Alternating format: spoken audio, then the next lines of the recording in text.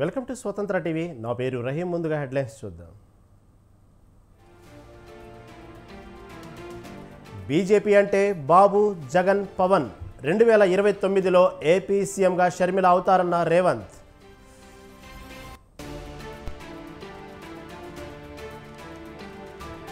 తెలంగాణలో BJP political game మొదలుపెట్టిందన్న జగ్గారెడ్డి. చంద్రబాబు పావుగా వ్యవహరిస్తున్నారన్న కాంగ్రెస్ నేత.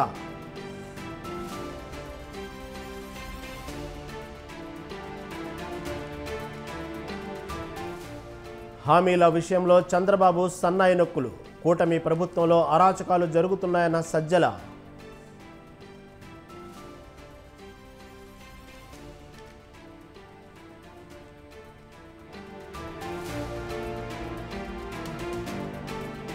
కాంగ్రెస్ ప్రభుత్వం పేదల ఇళ్లు కూల్చిందన్న ఈటల. కష్టార్జితంతో భూములు కొనుగోలు చేశారన్న బీజేపీ ఎంపీ.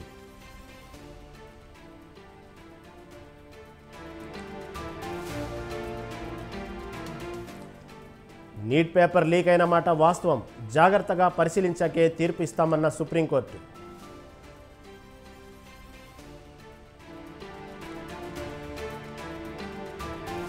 రష్యాలో భారత ప్రధాని పర్యటన. పుతిన్తో ద్వైపాక్షిక సంబంధాలపై చర్చించనున్న మోదీ.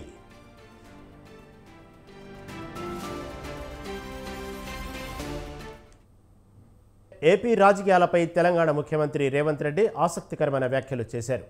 2009 నుంచి రాజకీయ ప్రస్థానం మొదలుపెట్టిన వైఎస్ షర్మిల తండ్రిలాగే 2029లో సీఎంగా అవుతారని అన్నారు. 2029లో దేశంలో రాహుల్ గాంధీ ప్రధానిగా, ఏపీలో షర్మిల సీఎంగా పనిచేస్తారని జోస్యం చెప్పారు. మంగళగిరిలోని సీకే కన్వెన్షన్ సెంటర్లో ఏర్పాటు చేసిన వైఎస్ఆర్ 75వ జయంతి కార్యక్రమంలో పాల్గొన్న రేవంత్ తండ్రి ఆశయాలను మోసేవాళ్లనే వారసులుగా గుర్తించాలని కోరారు. రాహుల్ గాంధీ ప్రధాని కావాలన్నదే వైఎస్ ఆలోచన అని రేవంత్ తెలిపారు. బీజేపీ అధికారంలో ఉందని, బీజేపీ అంటే బాబు, జగన్, పవన్ అని రేవంత్ రెడ్డి విమర్శించారు. ఆంధ్రప్రదేశ్లో ప్రతిపక్షం లేదని, అందరూ మోదీ పక్షమేనని అన్నారు. కడప పార్లమెంటుకు ఉప ఎన్నిక రావచ్చని, షర్మిల గెలుపు కోసం ఊరూరా తిరుగుతానని సీఎం చెప్పారు. ఈరోజు ఈ రాష్ట్ర రాజకీయాల గురించి నేను ఎక్కువ మాట్లాడాను, కానీ ఒక్క మాట అయితే చెప్పదలుచుకున్నా. ఈ రాష్ట్రంలో బీజేపీ అధికారంలో ఉంది.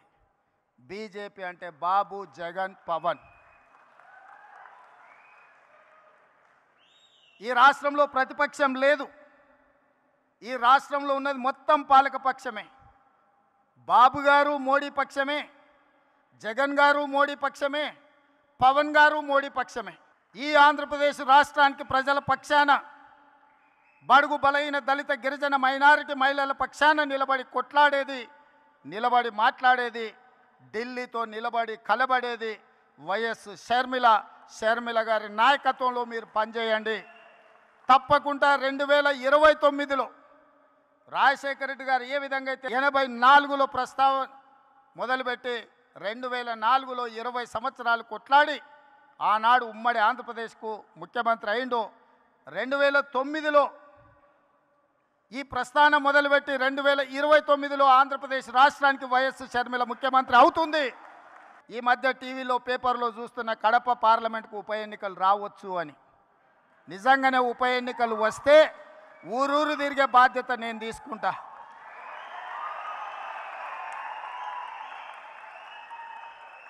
కడప పౌరుషాన్ని ఢిల్లీకు చాటే సందర్భం వస్తే కడప జిల్లా వాసుల తరఫున కాంగ్రెస్ పార్టీ జెండా మోయడానికి, గల్లీ గల్లీ తిరగడానికి, అక్కడి నుంచే ఎక్కడైతే పోగొట్టుకున్నామో అక్కడనే వెతుక్కోమని పెద్దలు ఏదైతే చెప్పినరో, ఏ కడప జిల్లాలో కాంగ్రెస్ పార్టీకి దెబ్బ తగిలిందో అదే కడప జిల్లా నుంచి కాంగ్రెస్ పార్టీ జెండాను ఎగరేసి ఆ గడ్డ మీద నుంచే పోరాటం మొదలు పెడదాం. మీరందరూ కలిసి రండి, మేము అండగా నిలబడతామని తెలియజేస్తూ. రుణమాఫీపై తెలంగాణ డిప్యూటీ సీఎం భట్టి విక్రమార్క కీలక వ్యాఖ్యలు చేశారు. ఆగస్టు 15లోగా రైతు రుణమాఫీ అమలు చేస్తామని మరోసారి చెప్పారు. ఆర్థిక ఇబ్బందులు ఉన్నా మాటకు కట్టుబడి ఉంటామని స్పష్టం చేశారు. ప్రజా పాలనను చూసి కాంగ్రెస్ను వీడిన వారంతా మళ్లీ పార్టీలో చేరుతున్నారని భట్టి చెప్పారు. ఇబ్బందులు ఉన్నప్పటికీ కూడా ఇచ్చిన కాంగ్రెస్ పార్టీ ఇచ్చినటువంటి హామీల మేరకు ఈ రోజు 10 లక్షలకి ఆరోగ్యశ్రీ కానీ, ఫ్రీ బస్ కానీ, లేకపోతే ఉచితంగా ఇచ్చే 500కే గ్యాస్ సిలిండర్లు కానీ 200 యూనిట్లకే ఈరోజు కరెంట్ ఇచ్చే విధానం కానీ లేకపోతే దేశమే ఆశ్చర్యపడేటట్టుగా ఇచ్చినటువంటి 2 లక్షల రుణమాఫీకి సంబంధించిన అంశం కానీ ఈరోజు కాంగ్రెస్ పార్టీ కట్టుబడి ఈ ప్రభుత్వం రేవంత్ రెడ్డి గారి ముఖ్యమంత్రిగా మంత్రి మండలి ముందుకు పోతుందని ఈ సందర్భంగా మీ అందరికీ మనవి చేస్తా ఉన్నాం. ఎన్ని ఇబ్బందులు వచ్చినా ఎన్ని రకాల ఆటంకాలు కలిగించినా ఆర్థిక పరమైనటువంటి ఇబ్బందులున్నా తప్పనిసరిగా ముఖ్యమంత్రి గారు ఆగస్టు 15 లోపల రుణమాఫీ చేస్తామని ఎన్నికల సందర్భంగా వారు ఇచ్చినటువంటి వాగ్దానాన్ని నిజం చేసేటట్టుగా ఈ ప్రభుత్వం నిజం చేస్తుందని చెప్పి ప్రజలందరికీ కూడా ఈ సందర్భంగా గుర్తు చేస్తూ ప్రతి కాంగ్రెస్ కార్యకర్త నాయకుడు తల ఎత్తుకొని గ్రామాల్లో తిరిగేటట్టుగా ఈ ప్రభుత్వం పనిచేస్తుందని చెప్పి మీ అందరికీ మాటిస్తూ నిరుపేదలు కొనుక్కొని నిర్మించుకున్న ఇళ్లను కాంగ్రెస్ ప్రభుత్వం కూల్చివేసిందని మల్కాజ్గిరి ఎంపీ ఈటెల రాజేందర్ అన్నారు. కాంగ్రెస్ ప్రభుత్వ వైఖరి వల్ల 300 మంది చిరు ఉద్యోగులు రోడ్డున పడ్డారని ఆవేదన వ్యక్తం చేశారు. పేదలు సాయి ప్రియా ఎన్క్లేవ్ ఉన్న భూములు కొనుక్కున్నారని అన్నారు. అక్రమ భూములైతే నాడు ఇళ్ల నిర్మాణానికి గృహ రుణాలకు ఎలా అనుమతి ఇచ్చారని ఈటెల ప్రశ్నించారు. అన్ని అనుమతులతో నిర్మించుకున్న ఇళ్లను ఎలా కూల్చివేస్తారని నిలదీశారు. అప్పటి ఆర్డీఓలు అప్పటి ఎంఆర్ఓలు ఎందుకు పర్మిషన్ ఇచ్చినట్టు, ఎందుకు వాళ్లకు జిహెచ్ఎంసీ వాళ్ళు కూడా పర్మిషన్ ఇచ్చినట్టు, కొంతమంది లోన్స్ కూడా తీసినట్టు ఇంతవరకు ఎవరు ఆలోచన చేస్తలేరు. అంటే సామాన్యుల పట్ల ప్రభుత్వానికి ఉండే నిజాయితీ చిత్తశుద్ధి ఎంత ఉందో దీన్ని బట్టి మనకు అర్థం కావాలి. జ్ఞానం ఉండవలసింది ఏంటంటే, బుద్ధి ఉండవలసింది ఏంటంటే, కలెక్టర్లు మనుషులు మారుతుండొచ్చు కానీ కలెక్టర్ పోస్ట్ అట్లే ఉంటుంది. ప్రభుత్వాలు మారుతుండొచ్చు. 85 నుంచి మొదలుపెట్టి ఎన్టీ రామారావు ప్రభుత్వం నుంచి మొదలుపెట్టి ఇవాళ రేవంత్ రెడ్డి గారి ప్రభుత్వం వరకు కూడా ఉండవచ్చు. కానీ ఈ పేదల భూములు మాత్రం కాంగ్రెస్ పార్టీ వచ్చిన తర్వాత వాళ్ళ ఇల్లు కూల్చివేయబడ్డాయి. ఇవాళ మనకు అప్పుడప్పుడు వస్తూ ఉంటారు. మీరు చూసిన ఎల్బీ నగర్లో ఈ భూములన్నీ కూడా ప్రభుత్వ భూములు, పురంబోగు భూములు అని చెప్పి 30 ఏళ్ళ తర్వాత ఆనాడు కొనుక్కున్న భూములు, బాజాప్తా పర్మిషన్ తీసుకున్న భూములు మొన్న కేసీఆర్ గారు వచ్చిన తర్వాత మునుగోడు ఎన్నికల సందర్భంగా జీవో నంబర్ 118 అని చెప్పి రెగ్యులైజ్ చేసే ప్రయత్నం చేసిందంటే ఎంత దారుణమైన సిస్టమ్ ఉందో మనకు అర్థం కావాలి. అప్పటి కలెక్టర్లు, అప్పటి ఆర్డీఓలు, అప్పటి ఎంఆర్ఓలు. టీడీపీ జనసేన మధ్య ఏం జరుగుతోంది? ఇప్పుడు మాట 2 పార్టీల శ్రేణుల్లోనూ వినిపిస్తుంది.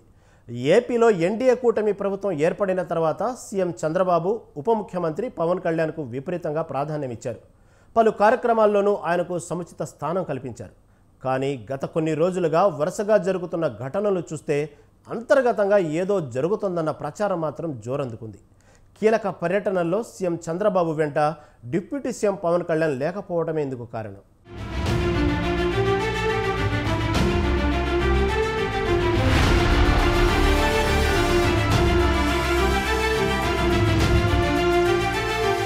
ఆంధ్రప్రదేశ్ రాజకీయాల్లో ఏం జరుగుతోంది? కీలక కార్యక్రమాలు, పర్యటనల్లో ఏపీ ముఖ్యమంత్రి చంద్రబాబు వెంట డిప్యూటీ సీఎం పవన్ కళ్యాణ్ ఎందుకు కనిపించడం లేదు?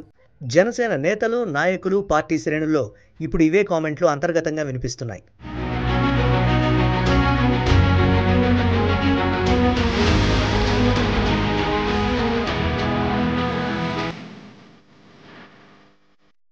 అవును, ఇవే కామెంట్లు ఇప్పుడు సామాన్య ప్రజానికం నుంచి వస్తున్నాయి. వాస్తవానికి ఏపీలో కూటమి ఏర్పాటుకు ప్రధాన కారణం జనసేన అధినేత పవన్ కళ్యాణ్ అని చెప్పడంలో ఏమాత్రం సందేహం లేదు. ఇదే విషయాన్ని ప్రధాని నరేంద్ర మోదీ, ఏపీ సీఎం చంద్రబాబు ఇద్దరూ స్వయంగా వెల్లడించారు. ఇందుకు తగ్గట్లుగానే టీడీపీ అధినేత చంద్రబాబు సైతం పవన్ కళ్యాణ్ విషయంలో ప్రత్యేక గౌరవాన్నే కాదు, అభిమానాన్ని చూపించేవారు.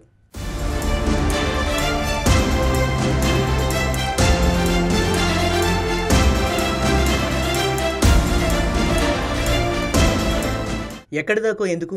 రాష్ట్రంలో టీడీపీ, జనసేన కలిసి మేనిఫెస్టో విడుదల చేసిన సందర్భంలోనూ ఆ మేనిఫెస్టోపై చంద్రబాబు, పవన్ ఫోటోలున్నాయి. ఎన్నికల ఫలితాలు వచ్చి ఏపీలో టీడీపీ కూటమి బంపర్ మెజారిటీ సాధించిన అనంతరం స్వయంగా చంద్రబాబు జనసేన పార్టీ ఆఫీసుకు వెళ్లారు. పవన్తో ప్రత్యేకంగా సమావేశమై ప్రభుత్వ ఏర్పాటు, సీఎంగా ప్రమాణ స్వీకారం, మంత్రివర్గ కూర్పు సహా పలు అంశాలపై చర్చించారు.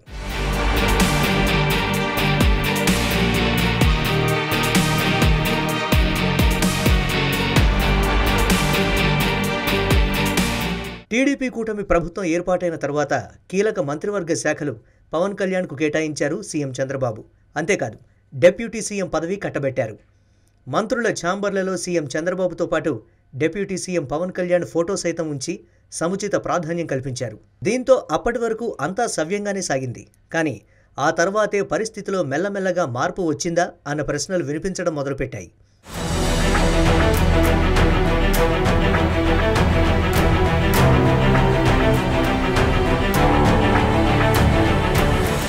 జూలై 1న ప్రభుత్వం తరపున పెంచిన పెన్షన్లు అందించే కార్యక్రమం మొదలుపెట్టింది టీడీపీ కూటమి ప్రభుత్వం.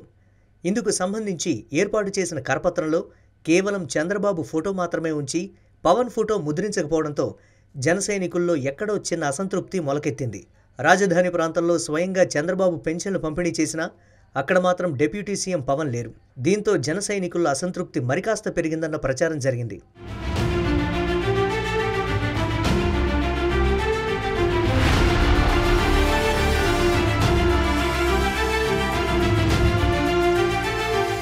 ఇక పోలవరం, రాజధాని అమరావతి ప్రాంతాల్లో పర్యటించారు సీఎం చంద్రబాబు. అప్పుడు కూడా డిప్యూటీ సీఎం హోదాలో ముఖ్యమంత్రి వెంట ఆయన కనిపించలేదు. శ్వేతపత్రాల విడుదల సమయంలోనూ ఇదే పరిస్థితి. ఇవన్నీ ఒక ఎత్తైతే సీఎంగా బాధ్యతలు చేపట్టిన తర్వాత ముఖ్యమంత్రి హోదాలో తొలిసారి ఢిల్లీ వెళ్లారు చంద్రబాబు. అప్పుడు కూడా ఉప ముఖ్యమంత్రి పవన్ కళ్యాణ్ లేకపోవడం ఏదో వెలితిగా కనిపించింది. రాష్ట్రానికి సంబంధించి పోలవరం, అమరావతి సహా పలు కీలక ప్రాజెక్టులకు నిధులు కేటాయించాలని కోరుతూ సీఎం చంద్రబాబు ప్రధాని మోదీ సహా పలువురు కేంద్ర మంత్రులతో సమావేశమయ్యారు. సీఎం హోదాలో చంద్రబాబు వెళ్లడం వరకు ఎవరికీ అభ్యంతరం లేకపోయినా టీడీపీ ఎంపీలు, ఆర్థిక మంత్రి పయ్యావుల కేశవ్ సహా మరికొందరు టీడీపీ నేతలు, బీజేపీ మంత్రులు ఆయన వెంట ఉన్నారు. కానీ డిప్యూటీ సీఎం పవన్ మాత్రం లేకపోవడంతో జన సైనికుల్లో ఆ అసంతృప్తి మరికాస్త ఎక్కువగా కనిపించిందన్న అభిప్రాయం వ్యక్తమైంది.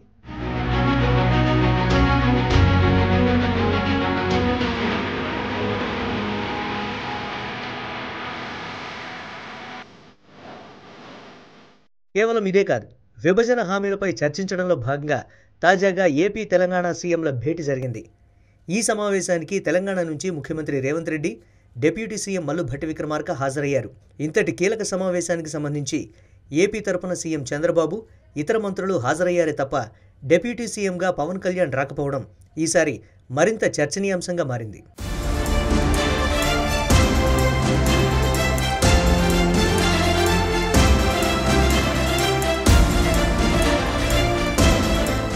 తెలంగాణ నుంచి చూస్తే ఇక్కడ ప్రభుత్వం తరపున ఏ కార్యక్రమం జరిగినా చివరకు సీఎం రేవంత్ రెడ్డి ఢిల్లీ వెళ్లినా, ప్రధానితో సమావేశమైన డిప్యూటీ సీఎం భట్టి విక్రమార్క ఖచ్చితంగా ఉంటూ వస్తున్నారు. మరి ఏపీకి వచ్చేసరికి మొదట్లో పరిస్థితి బాగానే ఉన్నట్లు కనిపించినా ఇప్పుడు పవన్ ఎందుకు సీఎం చంద్రబాబుతో కనిపించడం లేదన్నది ప్రశ్నార్థకంగా మారింది. అనేక సందేహాలకు తావిస్తోంది.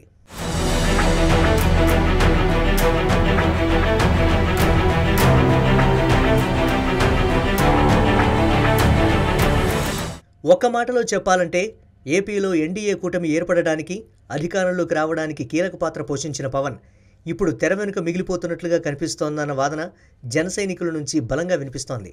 దీనిపైనే ఇప్పుడు జనసేన నాయకులు, శ్రేణులు అంతర్గతంగా చర్చించుకుంటూ ఉండటం హాట్ టాపిక్గా మారింది.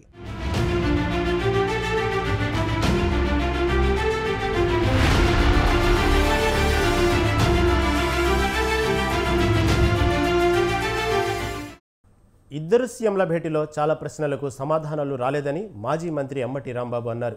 అసలు సమావేశం ఎందుకు ఏర్పాటు చేశారో వివరణ ఇవ్వలేదని తెలిపారు. 5 ఏళ్లు రాష్ట్రాన్ని పాలించిన చంద్రబాబు ఎందుకు హైదరాబాద్ నుంచి పారిపోయి వచ్చారని ప్రశ్నించారు. నాగార్జున సాగర్, శ్రీశైలం ప్రాజెక్టుల సమస్యలపై ఇద్దరు సీఎంలు ఎందుకు చర్చించలేదన్నారు. ఇద్దరు సీఎంల భేటీ సారాంశాన్ని రహస్యంగా ఉంచాల్సిన అవసరం ఏముందని అంబటి నిలదీశారు. అసలు జనరల్గా ఇద్దరు ముఖ్యమంత్రులు మాట్లాడుకున్నారు అంటే ఆ ఇద్దరు ముఖ్యమంత్రులు మీడియా ముందుకు వచ్చి మాట్లాడతారని అందరూ ఎదురు చూశారు. చంద్రబాబు నాయుడు గారు, రేవంత్ రెడ్డి గారు ఉమ్మడి మీటింగ్ జరిగింది కాబట్టి వారిద్దరూ ఉమ్మడిగా మీడియా ముందుకు వచ్చి వివరణ ఇస్తారని అందరూ ఎదురు చూశారు. వాళ్ళు రాలేదు. మంత్రివర్గ సభ్యులు ఇచ్చారు. వారు కూడా ప్రశ్నలకు సమాధానం చెప్పుకోకుండా ఏదో 2 మాటలు అట్లా మాట్లాడి ముక్తసరిగా మాట్లాడి వెళ్లిపోయినటువంటి సందర్భాలు ఉన్నాయి. ఇది చాలా దురదృష్టకరమైనటువంటి పరిణామంగా వైఎస్ఆర్ కాంగ్రెస్ పార్టీ భావిస్తుంది. రాష్ట్రంలో అనేక మంది కూడా ఇదే విధంగా భావిస్తున్నారనేది మా అభిప్రాయం. రాష్ట్రం విడిపోయినప్పుడు మొదటిగా ముఖ్యమంత్రి అయింది నారా చంద్రబాబు నాయుడు గారు. 5 సంవత్సరాలు ఈ రాష్ట్రాన్ని పరిపాలన చేశారు. 10 సంవత్సరాలు హైదరాబాద్ ఉమ్మడి రాజధానిగా ఉండేటటువంటి వెసులుబాటును ఆ రోజు రాష్ట్ర విభజన జరిగినప్పుడు చట్టంలో పెట్టారు. ఎందుకనంటే రాజధాని లేని రాష్ట్రం కాబట్టి. ఇన్ఫ్రాస్ట్రక్చర్ ఏర్పడిన తర్వాత 10 సంవత్సరాలు ఇన్ఫ్రాస్ట్రక్చర్ పూర్తి చేసుకొని అప్పుడు హైదరాబాద్ నుంచి తరలి వెళ్ళిపోతారు అనేటువంటి భావనతో ఆ ప్రొవిజన్ పెట్టారు. ఆ అవకాశాన్ని మనకిచ్చారు విడిపోయినటువంటి రాష్ట్రంగా. నేను అడుగుతా ఉన్నా, ఆ అవకాశాన్ని ఎందుకు ఉపయోగించుకోలేకపోయాం? అసలు జనరల్గా ఇద్దరు ముఖ్యమంత్రులు మాట్లాడుకున్నారు అంటే ఆ ఇద్దరు ముఖ్యమంత్రులు మీడియా ముందుకు వచ్చి తెలంగాణలో కాంగ్రెస్ను దెబ్బతీయాలని బీజేపీ చూస్తుందని మండిపడ్డారు సీనియర్ నేత జగ్గారెడ్డి. తెలంగాణలో బీజేపీ గేమ్ స్టార్ట్ చేసిందని, టీడీపీని ముందు పెట్టి గేమ్ ఆడుతుందని ఆరోపించారు. తెలంగాణను కూడా బీజేపీ కబ్జా చేసే ప్రయత్నం చేస్తుందన్నారు. చంద్రబాబు ముఖ్యమంత్రి హోదాలో తెలంగాణలో అడుగుపెట్టి 2 కళ్ల సిద్ధాంతం రాజకీయాన్ని మొదలుపెట్టారన్నారు. తమ పార్టీని తెలంగాణలో దెబ్బ తీసేందుకే టీడీపీ జనసేనలను బీజేపీ రంగంలోకి దించిందన్నారు. వివిధ కేసుల్లో ఉన్నవారు బీజేపీలో చేరారని విమర్శించారు. చంద్రబాబు నాయుడు గారు రాష్ట్ర విభజనలో కొన్ని పనులు పెండింగ్ ఉన్నాయి. ఆ పనులను బేస్ చేసుకొని చంద్రబాబు నాయుడు గారు డైరెక్ట్ గా ఫస్ట్ ప్రభుత్వ పరంగా ఎంట్రీ ఇచ్చిండు. మాకు తప్పలేదు, ఎందుకంటే అది ఇష్యూస్ ఉన్నాయి. విభజన టైంలో కొన్ని ఇష్యూస్ ఉన్నాయి, తేల్చుకోవాల్సినవి. దానికి బాధ్యతా పరంగా ముఖ్యమంత్రి రెస్పాండ్ కావాల్సిందే. తెలివిగా బీజేపీ చూడండి, ఇక్కడ ఒక విచిత్రం ఏంటంటే బండి సంజయ్ సమర్థించిండు. చంద్రబాబు నాయుడు గారు తెలంగాణకు రావడము, ఇక్కడ ముఖ్యమంత్రిని కలవడము, Bandi Sanjay BJP central minister దానికి సమర్థించేసాడు. సిగ్నల్ ఇచ్చినట్టు కదా బండి సంజయ్ ఇండైరెక్ట్ గా బీజేపీ టీడీపీ నీడ.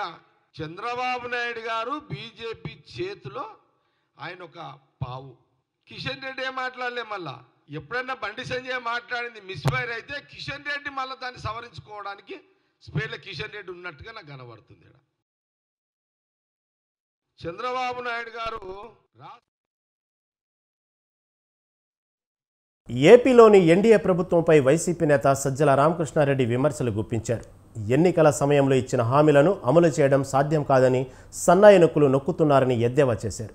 రాష్ట్ర ఆర్థిక పరిస్థితి ఘోరంగా ఉందని తెలిసి ఆచరణ సాధ్యం కాని హామీలను ఎందుకు ఇచ్చారని ప్రశ్నించారు. 2014 తరహాలోనే ఇప్పుడు కూడా చంద్రబాబు ప్రజలను మోసం చేస్తున్నారని అన్నారు. కూటమి ప్రభుత్వం అధికారంలోకి వచ్చినప్పటి నుంచి అరాచకాలకు పాల్పడుతున్నారని మండిపడ్డారు.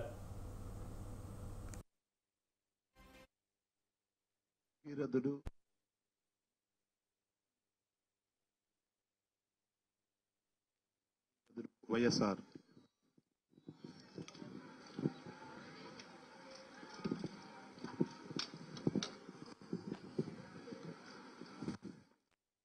మన వైపు నుంచి జరిగిన వాటి లోటుపాట్లు కూడా సరిదిద్దుకోవాలి. ఎక్కడెక్కడ మనం ఎక్కడ సరిగా వ్యవహరించలేదో లేదా దృష్టి పెట్టాల్సిన చోట పెట్టలేదో వాటిని సరిదిద్దుకోవాలి. ఇవి కరెక్షన్స్ చేసుకుంటూ కూడా ముందుకు పోవాల్సిన సమయంలో ఈరోజు రాజశేఖర రెడ్డి గారి 75వ జయంతి వచ్చింది. ఆయన మనకు స్ఫూర్తే కాదు, మనకు మార్గదర్శే కాదు, ఏ రకంగా అడుగులు వేయాలనో కూడా చెప్పగలిగిన ఇది. కాబట్టి ఆయన నుంచి మనం నేర్చుకునే పాఠాలు, అలాగే ఆ దీక్ష ఏదైతే ఆ పట్టుదల ఉందో, ఎన్ని దెబ్బలు తగిలినా నిలబడడం, దాంట్లోనే రాటు తేలడం అనేది ఏదైతే జగన్మోహన్ రెడ్డి గారికి కూడా అలవాటైందో తండ్రి నుంచి, మనం అందరం కూడా అదే అడుగు జాడల్లో కలిసికట్టుగా ఉండాలి. ముందు అందరం కలిసికట్టుగా ఉండే అడుగులేస్తే ఆ తర్వాత ప్రజలకు అండగా ఉండగలం. లక్షణంగా ప్రజల అధికారంలోకి ఇచ్చినప్పుడు చంద్రబాబు నాయుడు గారు దాన్ని ఎట్లా సద్వినియోగం చేసుకోవాలో ఆలోచించకుండా ఎట్లా పక్కదారి మళ్లించాలో ప్రజల చూపు మళ్లించి ఇటువైపు ఇంకా ఇప్పటికీ రాసే జగన్మోహన్ రెడ్డి గారి మీదనో వైఎస్ఆర్ కాంగ్రెస్ పార్టీ మీదనో అది అటాక్స్ చేయడం ద్వారానో ఇంకో ద్వారానో ప్రజల దృష్టి మళ్లించాలనో తాను అమలు చేయాల్సిన హామీల నుంచి తప్పించుకోవాలని చూస్తున్నారు. అది సాగనివ్వకూడదు. మనమంతా కలిసికట్టుగా అడుగులు ముందుకు వేయాలి. ఎవ్వరూ డీలా పడాల్సిన అవసరం లేదు. ప్రజల పక్షాన ఎప్పుడు నిలబడే పార్టీగా మరోసారి పునరంకితం అవుతామని మనం అందరం కూడా శపథం చేయాల్సి ఉంది. ఈ సందర్భంగా మన వైపు నుంచి జరిగిన వాటి లోటుపాట్లు కూడా సరిదిద్దుకోవాలి. ఎక్కడెక్కడ మనం పోలవరం ఆలస్యమవుతుందనే పట్టిసీమ నిర్మించారని ఏపీ మంత్రి నిమ్మల రామానాయుడు అన్నారు. 24 పంపుల ద్వారా 8,000 క్యూసెక్కులు డెల్టాకు అందిస్తున్నామని తెలిపారు. పట్టిసీమ కాదు ఒట్టిసీమ అన్న జగన్ రాష్ట్ర ప్రజలకు క్షమాపణ చెప్పాలని డిమాండ్ చేశారు. ఎన్టీఆర్ జిల్లా ఇబ్రహీంపట్నం పవిత్ర సంగమంలో పట్టిసీమ నుంచి వస్తున్న గోదావరి జలాలకు టీడీపీ నాయకులతో కలిసి హారతి ఇచ్చి శాస్త్రోక్తంగా పూజా కార్యక్రమాలు నిర్వహించారు. గత వైసీపీ ప్రభుత్వం సాగునీటి ప్రాజెక్టులను పట్టించుకోలేదని నిర్మల ఫైర్ అయ్యారు. కనీస అవగాహన లేకుండా ప్రాజెక్టులను నాశనం చేశారని మండిపడ్డారు. పట్టిసీమ లేకపోతే కృష్ణా డెల్టా పరిస్థితి ఏమిటని ప్రశ్నించారు. పోలవరం పూర్తయ్యే వరకు డెల్టాను పట్టిసీమ కాపాడుతుందని నిమ్మల చెప్పారు. ప్రాజెక్టు ద్వారా బహుళార్థకమైనటువంటి ప్రయోజనాలు ఆంధ్రప్రదేశ్ రాష్ట్రమంతా ఇచ్చేంత వరకు గోదావరి జలాలు ఏదైతే ప్రతి సంవత్సరం కూడా 3000 టీఎంసీలు వృధాగా సముద్రంలో ఏదైతే కలిసిపోతూ ఉందో ఆ నీటిని మరి పట్టి ఏదైతే పోలవరం ప్రాజెక్టు పూర్తయ్యేంత లోపుగా మరి ఆ గోదావరి జలాలను ఇటు ఏదైతే మరి మన కృష్ణాకు మరి డెల్టాకు అందించడం ద్వారా పట్టిసీమ ద్వారా తద్వారా ఇక్కడ ఏదైతే కృష్ణా డెల్టాను మరి స్థిరీకరణ చేయడంతో పాటుగా జనసేన అధినేత పవన్ కళ్యాణ్ తన మీద ఉంచిన నమ్మకాన్ని నిలబెట్టుకుంటానన్నారు ఎమ్మెల్సీ పి హరిప్రసాద్. శాసన మండలి సభ్యునిగా ధృవీకరణ పత్రం స్వీకరించిన సందర్భంగా మాట్లాడిన ఆయన శాసన మండలి సభ్యత్వాన్ని బాధ్యతాయుతమైన పదవిగా భావిస్తానన్నారు. రాష్ట్ర అభివృద్ధి సంక్షేమం కోసం కృషి చేస్తానన్నారు. ఎన్నికవడం చాలా సంతోషంగా ఉంది. ఒక బాధ్యతాయుతమైన పదవిగా నేను భావిస్తున్నాను. ఇటువంటి పదవిని నా మీద నమ్మకం ఉంచి నాకు అప్పగించిన జనసేన అధినేత శ్రీ పవన్ కళ్యాణ్ గారికి, గౌరవ ముఖ్యమంత్రి శ్రీ నారా చంద్రబాబు గారికి, జనసేన నాయకులకు, తెలుగుదేశం నాయకులు అందరికీ పేరు పేరున నా ధన్యవాదాలు. ఈరోజు డిక్లరేషన్ తీసుకున్నాను. ప్రమాణ స్వీకారం చేయవలసి ఉంది. ఇంకా ఫస్ట్ సెషన్ ప్రారంభం అవటం ఇంకా కొన్ని రోజులు సమయం ఉంది. డేట్ ఇంకా ఫిక్స్ కాలేదు. ఈ సమయం కౌన్సిల్ గురించి మరింత లోతుగా అధ్యయనం చేయడానికి నాకు ఉపయోగపడుతుందని భావిస్తున్నాను. కౌన్సిల్కు ఏకగ్రీవంగా ఎన్నికవడం చాలా సంతోషంగా ఉంది. ఒక బాధ్యతాయుతమైన పదవిగా నేను భావిస్తున్నాను. ఇటువంటి పదవిని నా మీద నమ్మకం ఉంచి రాష్ట్రంలో స్కిల్ యూనివర్సిటీ ఏర్పాటుకు యుద్ధ ప్రాతిపదికన ఏర్పాట్లు చేయాలని సీఎం రేవంత్ రెడ్డి అధికారులను ఆదేశించారు. ఈ నెల 23 లోపు యూనివర్సిటీ ఏర్పాటుకు అవసరమైన స్పష్టమైన ప్రతిపాదనలతో నివేదిక సమర్పించాలని పరిశ్రమల, విద్యాశాఖల అధికారులతో పాటు పారిశ్రామిక రంగ ప్రముఖులకు సూచించారు. వాటిని పరిశీలించి 24 గంటల్లో ప్రభుత్వం నిర్ణయం తీసుకుంటుందని తెలిపారు. గచ్చిబౌలిలోని ఇంజనీరింగ్ స్టాఫ్ కాలేజీలో స్కిల్ డెవలప్మెంట్పై సమావేశమయ్యారు. స్కిల్ యూనివర్సిటీ ఏర్పాటుపై అధికారులు, ప్రముఖుల అభిప్రాయాలను అడిగి తెలుసుకున్నారు. యువతకు ఉద్యోగ అవకాశాలు ఉండేందుకు ఏ నైపుణ్యాలపై కోర్సులు నిర్వహించాలనేది ముందుగా అధ్యయనం చేయాలని సీఎం సూచించారు.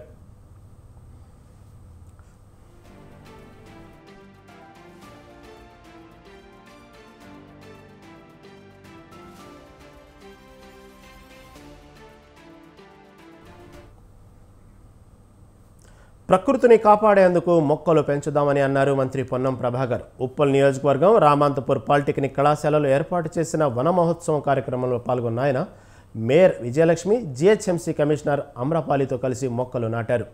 గ్రేటర్ పరిధిలో 30 లక్షల మొక్కలు నాటడమే లక్ష్యమని మంత్రి అన్నారు. రాష్ట్ర వ్యాప్తంగా 1 కోటికి పైగా మొక్కలు నాటుతామని చెప్పారు.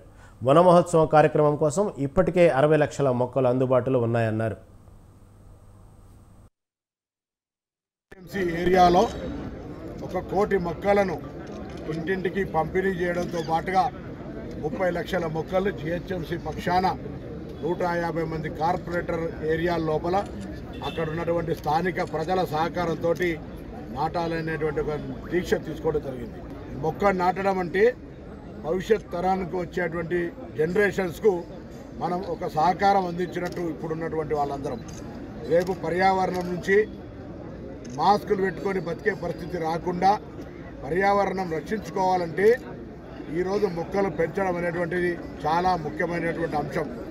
ఎవరు ఎన్ని చెప్పినా, ప్రభుత్వాలు ఎన్ని కార్యక్రమాలు తీసుకున్నా ప్రజల సహకారం అవసరం కాబట్టి ప్రభుత్వం పక్షాన ఈరోజు జంట నగరాల ప్రజల్ని అందరూ కూడా విజ్ఞప్తి చేస్తున్నాం. ప్రభుత్వం పక్షాన దయచేసి మొక్కలు నాటడమే కాదు, దాన్ని సరైన విధంగా పెంచడం కూడా బాధ్యతగా తీసుకొని ప్రతి ఒక్కరు ఈ కార్యక్రమంలో భాగం కావాలని కోరుతా ఉన్నాం.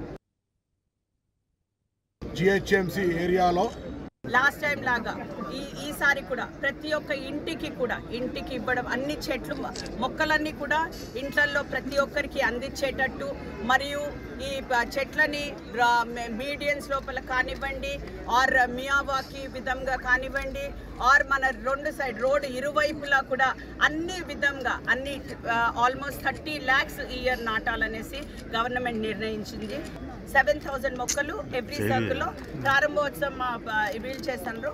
అండ్ అదే కాకుండా మీ అందరికీ కూడా తెలుసు, లాస్ట్ ఇయర్ మనకి 2021 లోపల మనకి గ్రీన్ ట్రీ అవార్డ్ కూడా, అంటే సిటీ అంతర్జాతీయ అవార్డు కూడా గ్రీన్ ట్రీ అవార్డు దొరకడం మనకి చాలా సంతోషకరం.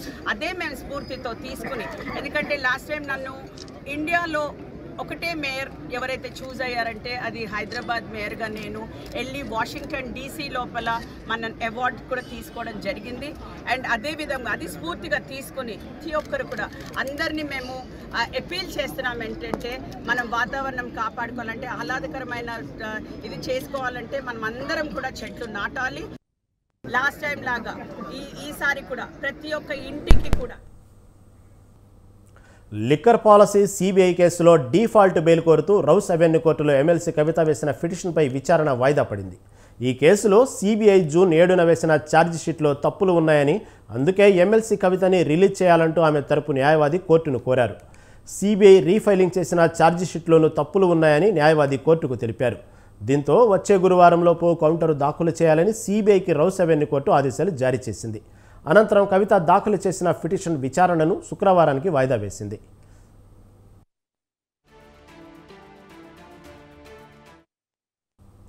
లిక్కర్ కేసులో కవిత పాత్రపై సిబిఐ దాఖలు చేసిన ఛార్జిషీట్ పరిగణలోకి తీసుకునే అంశంపై శుక్రవారం రోజున విచారణ జరగనుంది.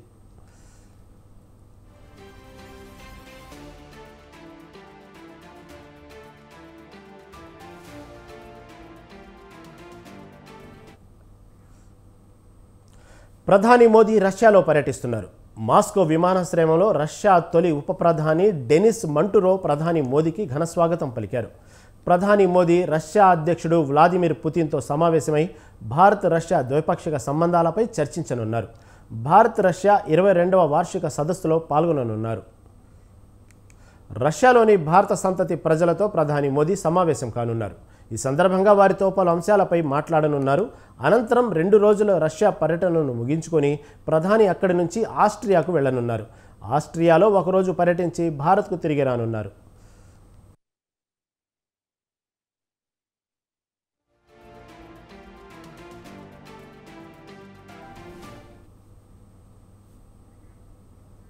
ఇవి ఇప్పటివరకున్న అప్డేట్స్.